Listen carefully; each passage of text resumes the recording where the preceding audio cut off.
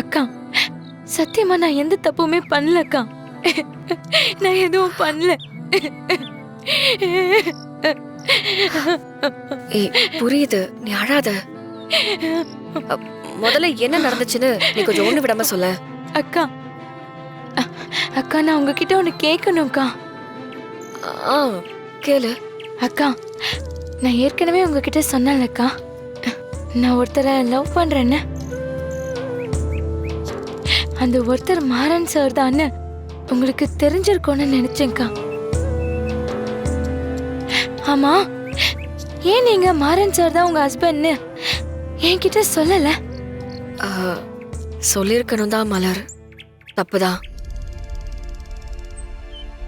எனக்கும் மாறனுக்கும் எங்க ரிலேஷன்ஷிப்ல நிறைய பிரச்சனை இருக்கு. அது எல்லாத்தையும் என்னால சொல்லிட்டு இருக்க முடியாதுல. எந்த நிமிஷம் வரைக்கும் நாங்க பிரிஞ்சுதான் வாழ்ந்துட்டு இருக்கோம். மாற என் ஹஸ்பண்ட்னு நான் வெளியில யார்கிட்டயுமே சொல்லல, சொல்லவும் விரும்பல. அதனாலதான் நான் இதை கண்டுக்காம விட்டுட்டேன்.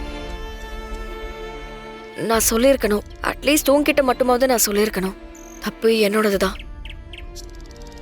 நான் சொல்லியிருந்தா நீயும் இந்த அளவுக்கு அவங்க கிட்ட நெருங்கி போயிருந்திருக்க மாட்டல. சத்தியமாக்கா, அவரு உங்க புருஷன்னு தெரிஞ்சிருந்தா அவரை நிமிர்ந்து கூட பார்த்திருக்க மாட்டேன். இந்த எல்லா மிஸ் அண்டர்ஸ்டாண்டிங்க்கு காரணமே அதுதான்க்கா. எனக்கு புரியுது மலரு. இங்க பாரு, இனிமே அந்த மாதிரி எதுவும் நடக்காது. சரி, அங்க என்னமா நடந்தது? ஒண்ணு விடாம எல்லாத்தையும் சொல்லு. அக்கா, இங்க பாருங்க, அவருதான்க்கா எனக்கு மெசேஜ் பண்ணிருக்காரு. இது அவர நம்பர் தானேக்கா? அக்கா, நான் இந்த மெசேஜ் பார்த்துதான்க்கா அந்த இடத்துக்கு போனேன்.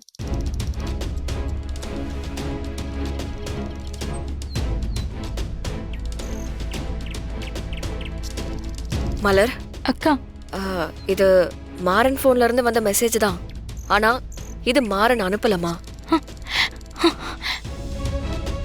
மாறன் எப்பவுமே தமிழ்ல டைப் பண்ணி அனுப்ப மாட்டாமா?